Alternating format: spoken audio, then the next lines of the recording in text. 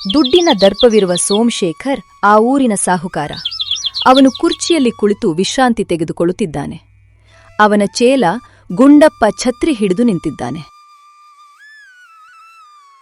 Low Gundappa, ಈ ಊರಲ್ಲಿ ನನ್ನನ್ ಬಿಟ್ರೆ ಇನ್ಯಾರು ಶ್ರೀಮಂತರಿದ್ದಾರೆ ಹೇಳು? ಈ ಬಂಗ್ಲೆ, ಆ ತೋಟ, ಈ ಕುತ್ತಿಗೆಯಲ್ಲಿರೋ ಚಿನ್ನದ ಸರ, ಇದನ್ನೆಲ್ಲ ನೋಡೋಕೆ 2 ಕಣ್ಣು ಸಾಲಲ್ಲ ಅಲ್ವಾ? ಹೌದು ಸಾವುಕಾರೆ, ನೀವು ಅಕ್ಕಿ ತೊಳೆಯೋ ನೀರಲ್ಲೇ ಜನ ಸ್ನಾನ ಮಾಡ್ಬೋದು. ಅಷ್ಟು ಶ್ರೀಮಂತಿಕೆ ನಿಮ್ದು. ನಿಮ್ಮ ಅಹಂಕಾರ ಸಾರಿ ಸಾರಿ ಅಧಿಕಾರ ಅಂದ್ರೆ ಈ ಊರಿಗ್ ನಡುಕ.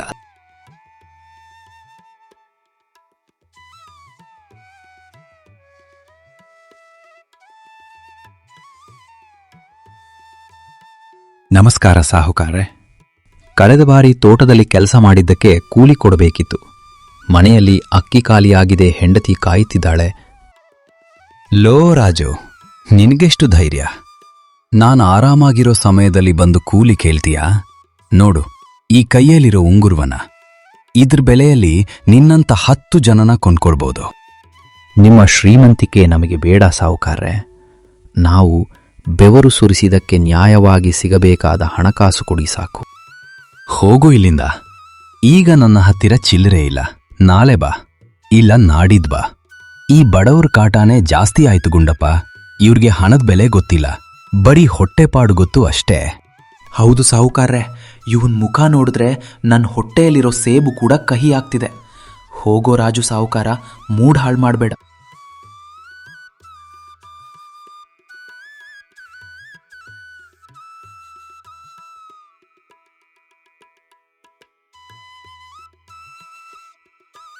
ಅದು ರಾಜುವಿನ ಸಣ್ಣ ಗುಡಿಸಲು. ಮಳೆ ಜೋರಾಗಿ ಶುರುವಾಗಿದೆ. ಶಾಂತಮ್ಮ ಹೊಲೆ ಹಚ್ಚಿ ಖಾಲಿ ಪಾತ್ರೆಯನ್ನು ಒಲೆ ಮೇಲೆ ಇಟ್ಟು ಕಾಯುತ್ತಿದ್ದಾಳ. ಶಾಂತ ಇವತ್ತು ಕೂಡ ಸಾಹುಕಾರ ಹಣ ಕೊಡ್ಲಿಲ್ಲ. ತನ್ನ ಶ್ರೀಮಂತಿಕೆ ಬಗ್ಗೆ ಹರಟೆ ಹೊಡೆಯುತ್ತಿದ್ದಾನೆ ಹೊರತು ಒಬ್ಬ ಬಡವನ ಹೊಟ್ಟೆ ಹಸಿವು ಅವನಿಗೆ ಕಾಣ್ತಾ ಇಲ್ಲ. ಪರವಾಗಿಲ್ಲ ಬಿಡಿ, ಈ ಹಸಿವು ನಮ್ಗೆ ಹೊಸದೇನಲ್ಲ. ಆದ್ರೆ ಇವತ್ತು ಹೊರಗಡೆ ಮಳೆ ತುಂಬಾ ಬರ್ತಿದೆ. ಯಾರೋ ಪುಣ್ಯವಂತರು ಕೊಟ್ಟಿದ್ದ ಒಂದು ರೊಟ್ಟಿ ಇದೆ. ನೀವರ್ಧ ನಾನರ್ಧ ತಿನ್ನೋಣ. ಬೇಡ ಶಾಂತ, ನೀನೇ ತಿನ್ನು.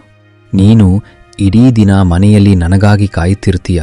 ದೇವರಿಗೆ ಏನಾದರೂ ಕಣ್ಣಿದ್ದರೆ ನಮಗೂ ಒಂದು ದಿನ ದಾರಿ ತೋರಿಸುತ್ತಾನೆ. ದೇವ್ರಿಗೆ ಕಣ್ಣಿದೆ ಅಂತಾನೆ ನಾವು ಇಷ್ಟು ಕಷ್ಟದಲ್ಲೂ ಒಬ್ರಿಗೊಬ್ರು ಪ್ರೀತಿಯಿಂದ ಇದ್ದೀವಿ. ಆ ಸಾಹುಕಾರ್ಗೆ ಅಷ್ಟೊಂದು ಹಣ ಇದ್ರೂ ಮನೆಯಲ್ಲಿ ನೆಮ್ಮದಿ ಇಲ್ಲ. ಯಾವಾಗ್ಲೂ ಬಡವರನ್ ಬೈಯೋದೇ ಅವನ್ ಕೆಲ್ಸ. ನಿಜ ಶಾಂತ, ಸತ್ ಮೇಲೆ ಯಾರು ಹಣ ತಗೊಂಡು ಹೋಗಲ್ಲ.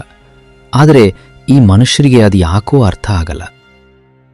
ಇತ್ತ ಮಳೆ ಜೋರಾಗಿ ಸುರಿಯುತ್ತಿದ್ದು, ಆ ಮಳೆಯಲ್ಲಿ ಒಬ್ಬಳು ಮುದುಕಿ ಸಾಹುಕಾರನಾದ ಸೋಮಶೇಖರ್ ಮನೆ ಹತ್ತಿರ ಹೋಗ. ಯಾರಿದ್ದೀರಿ ಮನೆಯಲ್ಲಿ? ಸ್ವಲ್ಪ ಬಾಗ್ಲು ತೆರೆಯಿರಿ, ತುಂಬಾ ಚಳಿ ಆಗ್ತಿದೆ. ಸ್ವಲ್ಪ ಕುಡಿಯೋಕೆ ನೀರ್ ಕೊಡಿ, ಪುಣ್ಯ ಬರುತ್ತೆ. ಯಾರಿದು ಈ ಮಧ್ಯರಾತ್ರಿಯಲ್ಲಿ? ಹಲೋ ಅಜ್ಜಿ, ಇದು ಧರ್ಮಛತ್ರ ಅಲ್ಲ, ಇದು ಸಾಹುಕಾರ್ ಸೋಮಶೇಖರನ ಬಂಗ್ಲೆ. ಇಲ್ಲಿ ನೀರ್ ಕೇಳಿದ್ರೆ ಅವರು ನಿನ್ನನ್ನ ಕೆರೆಗೆಸಿತಾರೆ. ನಡಿ ನಡಿ ಇಲ್ಲಿಂದ ಮೊದಲು. ಯಾರದು ಗುಂಡಪ್ಪ? ಈ ಮಳೆಯಲ್ಲಿ ಯಾವ ಭಿಕ್ಷುಕ ಬಂದಿದ್ದಾನೆ ನನ್ನ ನಿದ್ದೆ ಹಾಳು ಮಾಡೋಕೆ? ಇವ್ರಿಗೆ ಯಾರು ಪರ್ಮಿಷನ್ ಕೊಟ್ಟಿದ್ದು ನನ್ನ ಮನೆ ಹತ್ತಿರ ಬರೋಕೆ? ಮಗನೇ, ತುಂಬಾ ಹಸಿವಾಗ್ತಿದೆ. ನಿಮ್ ಮನೆಯಲ್ಲಿ ತಿಂದು ಉಳಿದಿರೋ ಒಂದು ತುತ್ತು ಅನ್ನ ಇದ್ರೆ ಕೊಡಿ. ನನ್ನ ಮನೆಯಲ್ಲಿ ಉಳಿದಿರೋ ಅನ್ನ ಕೂಡ ನನ್ನ ನಾಯಿಗಳಿಗೆ ಹಾಕ್ತೀನಿ ಹೊರತು ನಿನ್ನಂಥವರಿಗೆ ಕೊಡಲ್ಲ. ಗುಂಡಪ್ಪ ಇವಳನ್ನ ಆಚೆ ತಳ್ಳು. ನನ್ನ ಬೆಳೆ ಬಾಡುವ ನೆಲವೆಲ್ಲ ಕೆಸರು ಮಾಡ್ತಿದ್ದಾಳೆ. ನಡಿ ಅಜ್ಜಿ ಸುಮ್ನೆ. ಸಾಹುಕಾರಿಗೆ ಕೋಪ ಬಂದ್ರೆ ಮಳೆಗಿಂತ ಜಾಸ್ತಿ ಗುರುಗುತ್ತಾರೆ. ಸೋಮಶೇಖರ್, ನೆನಪಿಟ್ಕೋ, ಸಮಯ ಯಾವಾಗ್ಲೂ ಒಂದೇ ತರ ಇರಲ್ಲ. ಇಂದು ನೀನು ಮೆಟ್ಟಿರೋ ಮೆಟ್ಲು ನಾಳೆ ನಿನಗೆ ಸಿಗದೇ ಇರಬಹುದು.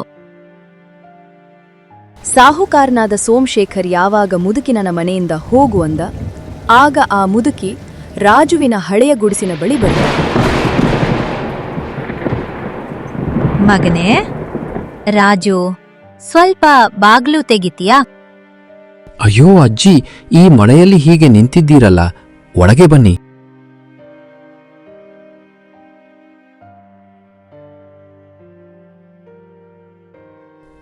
ಮೊದಲು ಈ ಬಟ್ಟೆ ತಗೊಳ್ಳಿ, ಮೈ ಒರೆಸ್ಕೊಳ್ಳಿ. ಅಜ್ಜಿ, ನೀವ್ ತುಂಬಾ ಸುಸ್ತಾಗಿರೋ ತರ ಕಾಣ್ತಾ ಇದ್ದೀರಾ. ನಮ್ ಹತ್ರ ಇರೋದು ಒಂದೇ ರೊಟ್ಟಿ, ಅದನ್ ತಿನ್ನಿ, ನಮ್ಗಿವತ್ತು ಹಸಿವಿಲ್ಲ ಅನ್ಸುತ್ತೆ ಎಂದು ಶಾಂತ ತಮಗೆ ಇದ್ದ ಒಂದೇ ರೊಟ್ಟಿಯನ್ನ ಆ ಮುದುಕಿಗೆ ಕೊಟ್ಟಳು. ಬೇಡಮ್ಮ, ನಿಮ್ಮ ಹಸಿವು ನನಗೂ ಗೊತ್ತು, ನೀವು ತಿನ್ನಿ. ಇಲ್ಲ ಅಜ್ಜಿ, ಅತಿಥಿ ಅಂದ್ರೆ ದೇವರು ಬಂದ ಹಾಗೆ. ನೀವು ಸಂತೋಷವಾಗಿ ತಿಂದ್ರೆ ಅದೇ ನಮಗೆ ದೊಡ್ಡ ಭಾಗ್ಯ. ಶಾಂತ, ಅಜ್ಜಿಗೆ ನೀರು ಕೊಡು. ಎಂತಹ ಅದ್ಭುತ ಗುಣ ನಿಮ್ಮದು. ಆ ದೊಡ್ಡ ಬಂಗಲೆಯಲ್ಲಿ ಸಿಗದ ಪ್ರೀತಿ ಈ ಸಣ್ಣ ಗುಡಿಸ್ಲಿನಲ್ಲಿ ಸಿಕ್ಕಿತು. ದೇವರು ನಿಮಗೆ ಒಳ್ಳೇದು ಮಾಡ್ಲಿ.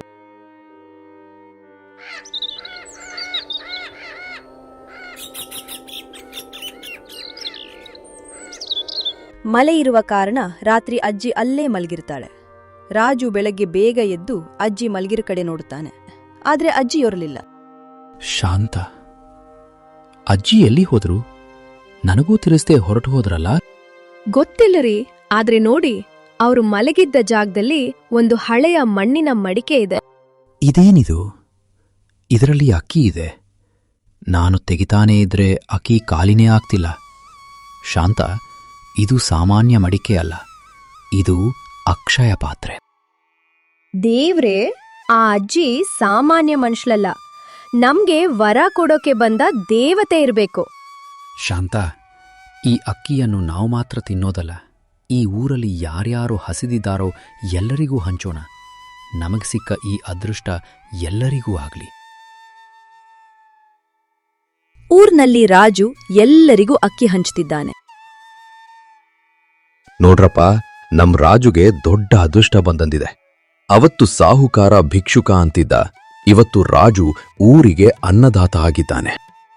ಹೌದು ಮಲ್ಲಪ್ಪ, ಇವನು ಮಡಿಕೆಯಿಂದ ಎಷ್ಟು ಅಕ್ಕಿ ತೆಗೆದರೂ ಕಾಲಿನೇ ಆಗಲ್ವಂತೆ. ಇದು ರಾಜು ಮಾಡಿದ ಪುಣ್ಯದ ಫಲ. ಇದನ್ನೆಲ್ಲ ದೂರದಿಂದ ನೋಡ್ತಿದ್ದ ಗುಂಡಪ್ಪ ಸಾಹುಕಾರನ ಹತ್ತಿರ ಓಡಿ ಹೋಗ್ತಾನೆ.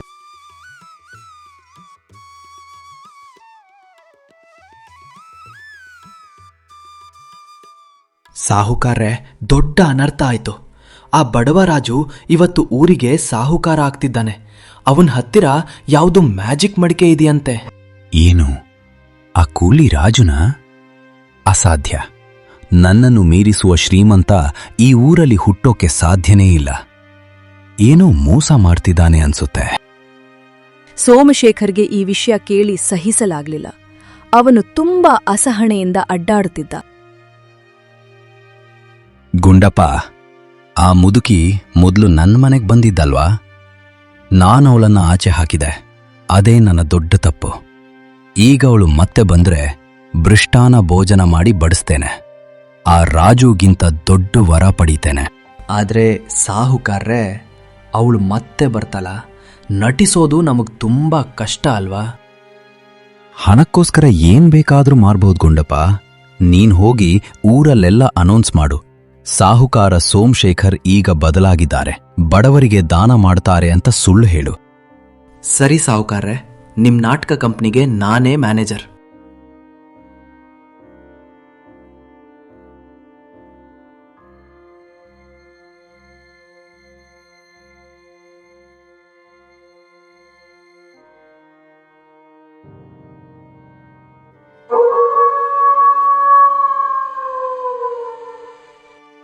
ಗುಂಡಪ್ಪ ಅನೌನ್ಸ್ ಮಾಡಿದ್ದನ್ನೋಡಿ ಆ ಮುದುಕಿ ಸೋಮಶೇಖರ್ ನಿಜವಾಗ್ಲೂ ಬದಲಾಗಿದ್ದಾನ ಎಂದು ಪರೀಕ್ಷಿಸಲು ಮತ್ತೆ ಸೋಮಶೇಖರ್ ಮನೆಗೆ ಬರುತ್ತಾಳೆ. ಆಗ ಸೋಮಶೇಖರ್ ಮುದುಕಿ ಕಾಲಿಗೆ ಬೀಳುತ್ತಾನೆ. ಅಯ್ಯೋ ಅಮ್ಮ, ಬನ್ನಿ ಬನ್ನಿ. ಅಂದು ಯಾರೋ ನನ್ನ ತರ ಇರೋ ಮನುಷ್ಯ ನಿಮ್ಗೆ ಅವಮಾನ ಮಾಡಿದ್ದಂತೆ. ಅದು ನಾನಲ್ಲ, ನಾನು ನಿಮ್ಮ ಭಕ್ತ. ನಿಮ್ಗಾಗಿ ಬೆಳ್ಳಿ ತಟ್ಟೆಯಲ್ಲಿ ಊಟ ರೆಡಿ ಮಾಡಿಸಿದ್ದೀನಿ. ಸೋಮಶೇಖರ್, ಇಷ್ಟೊಂದು ಬದಲಾವಣೆನಾ? ಸರಿ, ನೀನ್ ಹಾಕಿದ ಈ ಊಟ ನಾನ್ ತಿಂತೇನೆ. ಅಜ್ಜಿ, ಆ ರಾಜುಗ್ ನೀವೊಂದು ಮಡಿಕೆ ಕೊಟ್ರಲ್ಲ, ನನಗೂ ಏನಾದ್ರೂ ಒಂದು ವರ ಕೊಡಿ.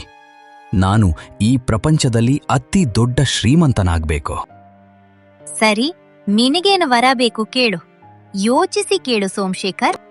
ನನಗೇನು ವರ ಬೇಕು ಅಂದ್ರೆ, ನಾನು ಯಾವ ವಸ್ತುವನ್ನು ಮುಟ್ಟುತ್ತೇನೋ ಅದು ಬಂಗಾರವಾಗಬೇಕು. ಅಂದ್ರೆ ನಾನು ಮುಟ್ಟಿದ್ದೆಲ್ಲ ಚಿನ್ನವಾಗ್ಬೇಕು. ಅಗ್ಲಿ ಮಗನೆ, ನಿನ್ನ ಆಸೆ ನೆರವೇರಲಿ. ನಾಳೆ ಬೆಳಗ್ಗೆನಿಂದ ನೀನು ಮುಟ್ಟಿದ್ದೆಲ್ಲ ಬಂಗಾರವಾಗತ್ತೆ. ಇಂದು ಆ ಮುದುಕಿ ವರ ಕೊಟ್ಟು ಅಲ್ಲಿಂದ ಹೋಗ್ತಾಳೆ.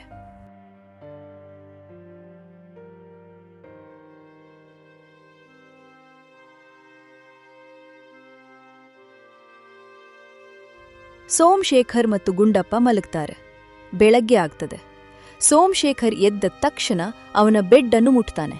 ಅದು ಕೂಡ ಚಿನ್ನವಾಗಿ ಬದಲಾಗ್ತದೆ. ಆಹಾ, ಬೆಡ್ ಚಿನ್ನವಾಯ್ತು. ಗುಂಡಪ್ಪ, ನೋಡು ಇಲ್ಲಿ, ನಾನು ಮುಟ್ಟಿದ ವಸ್ತುಗಳೆಲ್ಲ ಚಿನ್ನವಾಗಿ ಬದಲಾಗುತ್ತಿದೆ. ನಾನು ಕುಬೇರನಾದೆ. ಅಬ್ಬಬ್ಬಾ ಸಾಹುಕಾರ್ರೆ, ನೀವು ಲಕ್ಕಿ ಮ್ಯಾನ್. ನೀವು ಮುಟ್ಟಿದ್ದೆಲ್ಲ ಚಿನ್ನವಾಗ್ತಿದೆ. ಆದ್ರೂ ಎಲ್ಲ ವಸ್ತುಗಳು ಚಿನ್ನ ಏನಾದ್ರೆ ಹೇಗೆ? ಎಲ್ಲಾ ವಸ್ತುನೂ ಚಿನ್ನ ಆದ್ರೂ ಪರವಾಗಿಲ್ಲ. ಎಲ್ಲದ್ರ ಬೆಲೆ ಎಷ್ಟು ಹೇಳು? ಈಗ ನನಗೆ ಹಸಿವಾಗ್ತಿದೆ. ಒಂದ್ ಸೇಬ್ ತಗೊಂಡ್ ಬಾ. ತಗೊಳ್ಳಿ ಸಾಹುಕಾರ್ರೆ, ಈ ಸೇಬು ತಿನ್ನಿ. ಗುಂಡಪ್ಪ ಸೇಬು ತಂದು ಕೊಟ್ಟಿದ ತಕ್ಷಣ ಸೋಮಶೇಖರ್ ತಿನ್ನಲು ಬಾಯಿಗಿಡುತ್ತಾನೆ. ಅದು ತಕ್ಷಣವಾಗಿ ಚಿನ್ನವಾಗುತ್ತದೆ. ಅಯ್ಯೋ, ಇದನ್ನ ಕಚ್ಚೋಕೆ ಆಗ್ತಿಲ್ಲ. ನನ್ ಹಲ್ಲು ಮುರಿದು ಹೋಗುತ್ತೆ.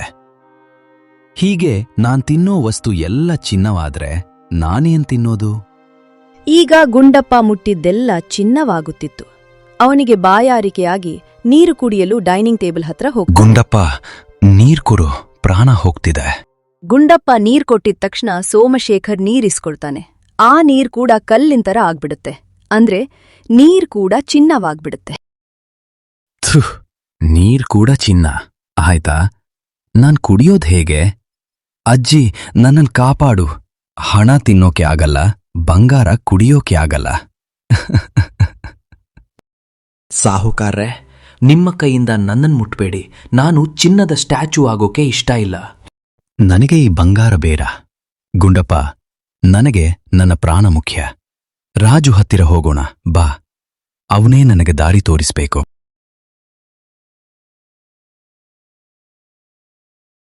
ರಾಜ ತನಗೆ ಎಷ್ಟೇ ಶ್ರೀಮಂತಿಕೆ ಬಂದಿದ್ದರೂ ಇನ್ನು ತನ್ನ ಸಣ್ಣ ಗುಡಿಸಲ ಮುಂದೆ ಕುಳಿತಿದ್ದನು. ಆಗ ಸೋಮಶೇಖರ್ ಅಲ್ಲಿಗೆ ಬರುತ್ತಾನೆ.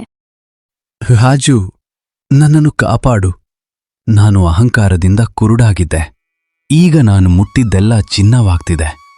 ಆದ್ರೆ ನನಗೆ ಒಂದು ಹನಿ ನೀರ್ ಕುಡಿಯೋಕೆ ಆಗ್ತಿಲ್ಲ.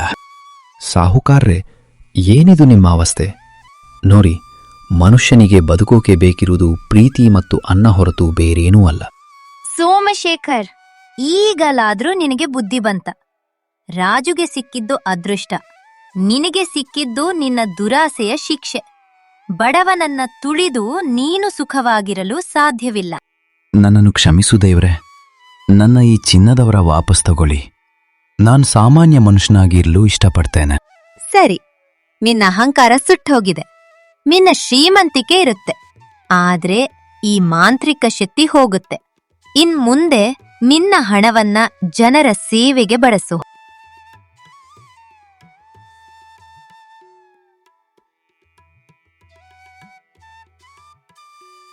ಸೋಮಶೇಖರ್ ಇವಾಗ ಒಳ್ಳೆ ಮನುಷ್ಯ. ರಾಜು ಮತ್ತು ಸೋಮಶೇಖರ್ ಸೇರಿ ಊರಿಗೆ ಒಂದು ದೊಡ್ಡ ಶಾಲೆ ಮತ್ತು ಆಸ್ಪತ್ರೆ ಕಟ್ಟಿಸಿದ್ದಾರೆ. ನೋಡಿ ಸಾಹುಕಾರ್ರೆ, ಇಂದು ನಮ್ಮ ಊರಿನ ಜನರ ಮುಖದಲ್ಲಿ ಎಷ್ಟು ಸಂತೋಷ ಇದೆ. ಹೌದು ರಾಜು, ಈ ಸಂತೋಷ ನನ್ನ ಸಾವಿರಾರು ಚಿನ್ನದ ಉಂಗುರುಗಳಿಗಿಂತ ದೊಡ್ಡದು. ನನಗೆ ಜೀವನದ ನಿಜವಾದ ಪಾಠ ಕಳಿಸಿದ್ದಕ್ಕೆ ಧನ್ಯವಾದಗಳು. ಈಗ್ಲಾದ್ರೂ ನೀವು ಸರಿಯಾದ ಸಾಹುಕಾರ ಆದ್ರಿ. ಈಗ ನಾನು ನೆಮ್ಮದಿಯಾಗಿ ನಿಮ್ಮನೇಲೂ ಊಟ ಮಾಡಬಹುದು. ದೇವತೆ ಆಕಾಶದಿಂದ ಅರಸುತ್ತಾ ಮಾಯವಾಗುತ್ತಾಳೆ. ಎಲ್ಲರೂ ಖುಷಿಯಿಂದ ಇರ್ತಾರೆ.